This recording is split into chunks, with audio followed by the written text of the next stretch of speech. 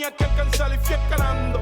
Y esto más me estaba gustando. Hasta que sin darme cuenta yo me convertí en un capo. Conocido por tu bloque, querido y respetado. Yo tendré bien inconforme, pero vaya, hay que superarlo. La admiración de mi familia, que no sabía en cuáles pasó mi nariz. José Cabezón, líder de las avispas, banda integrada por unos 40 hombres, ocupando las zonas de Guyama y Salinas, con sus puntos de ventas de estupefacientes, logrando que sus integrantes tuvieran numerosas ventas. Las avispas, comandada por José Cabezón, laboraban en el barrio Borinquen de Guyama, específicamente en Las Vías y La Plumita, por varios años. Las avispas tenían guerra con otra pandilla más pequeña por el punto en el barrio Borinquen, que se hacía llamar los Jibaritos, quienes laboraban en las ruinas cercano al territorio de las avispas, en Vilas y La Plumita. Uno de los puntos más exitosos y prósperos que tuvo las avispas fue la zona de las Vilas, laborando 24/7 con una alta demanda. Uno de sus ex vendedores de esta ganga, Francisco Rivera Cardona, confesó que vendía de 400 a 500 cápsulas y laboraba 8 horas al día. Las avispas y los jibaritos se mantenían armados y tenían enfrentamiento constante entre ellos y con otras bandas rivales. Tenían principios parecidos las dos bandas, las avispas y jibaritos, como por ejemplo que los líderes como José Cabezón muy rara vez aparecían por el punto de venta y además no socializaban con miembros de más bajo nivel de su banda. Además incluían proveedores que proveían mucha cantidad de narcóticos regularmente a bandas diferentes. Vendedores envasaban los medicamentos para consumidores finales.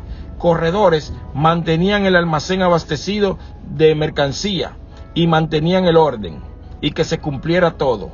Estos estaban armados y eran violentos. Mediante la violencia protegían a los miembros de su banda, la mercancía, de invasiones de rivales. Por lo general, los integrantes de la ganga tenían roles superpuestos.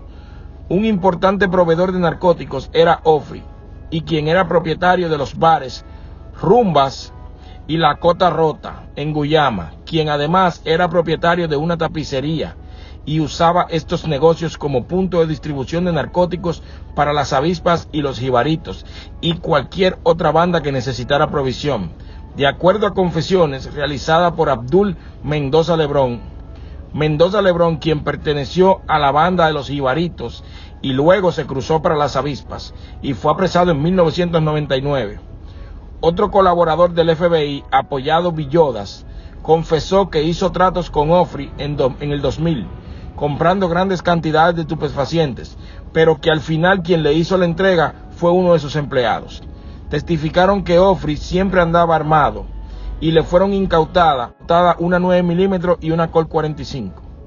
Díaz Clavel trabajó en las oficinas de obras públicas de Puerto Rico y a la vez colaboraba con Ofri en su tiempo libre en Rumbas Pop y La Cota Rota. De acuerdo a la confesión de Mendoza, Lebrón comentó que Díaz Clavel se encontraba frecuentemente con Ofri y en las transacciones que se realizaba declaró además que Díaz Clavel ocultaba mercancía y dinero para Ofri y le ayudaba con las transacciones.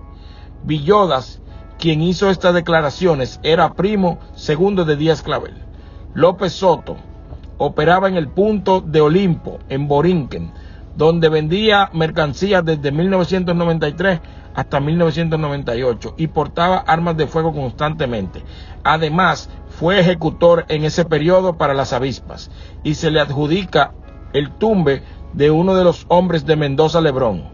De acuerdo a declaraciones ofrecidas por los testigos colaboradores, Mendoza, Lebrón y Rivera y Collazo contaron que este realizó varios tratos con las avispas en el punto de venta que operaba en Borinquen, que laboraba 24/7 según informes.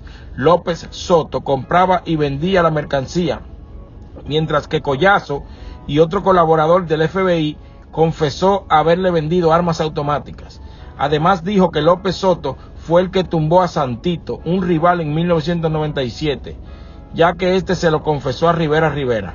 Cruz Pereira, según declaró Mendoza Lebrón, dijo que Cruz Pereira le compraba estupefacientes a él y a su primo Wilson, quienes pertenecían a la ganga Las Avispas. Todo esto fue sustentado con pruebas que disponía el gobierno de 3 compras realizadas. De acuerdo a estas declaraciones, Villoda en el 2001 fue a comprarle mercancía a Cruz Pereira en la calle Santa Ana, y luego Cruz Pereira salió y a los 30 minutos estaba con 50 potes de la mercancía solicitada en la calle Santa Ana, la cual fue pagada al instante. Un agente encubierto, Rosa Ferrer, declaró haber ido a la casa de Cruz Pereira a comprar mercancía, quien fue enlazado a través de un amigo en común de Christopher en el 1998, la cual fue entregada en un bar que era de Cruz Pereira, llamado La Ponderosa.